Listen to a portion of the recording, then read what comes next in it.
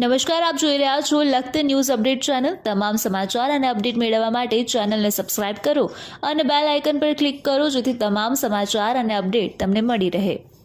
સાણંદ તાલુકાના મધુવઉ નગર પાસે ટ્રકની અંદર અચાનક આગ લાગી જતા અફરાતફરીનો માહોલ મચ્યો। સ્થાનિકોના જણાવ્યા મુજબ હાલની અંદર જે ગરમી પડી રહી છે તે ગરમીના કારણે આ આગનો બનાવ બનવા પામ્યો છે। છેલ્લા ઘણા દિવસોથી સમગ્ર ગુજરાત રાજ્યની અંદર પારો 46 ડિગ્રીની આરપાર પહોંચવા પામ્યો છે। ત્યારે આજે માધવપુર જે સાણંદ તાલુકાના તાલુકા મથક પાસે આવેલું છે ત્યાં નજીકની અંદર જ એક ટ્રક ટ્રેલરની અંદર અચાનક જ આગ ફાટી નીકળી હતી। ત્યારે આગનો બનાવ એટલો બધો જોરદાર હતો અને તેની અંદરથી જે કાળા ગોટા ધુમાડા નીકળતા હતા તે દૂર દૂર સુધી દેખાતા હતા। ત્યારે આગના જે ટ્રક છે તેના ટાયર પણ સળગતા હોય ટ્રક પાસે કોઈ જવાની હિંમત કરતું નહોતું કારણ કે ટ્રકના ટાયર ફાટે અને ભડકો થાય તો તે આગ ક્યાં પહોંચે તે નક્કી ન હતું।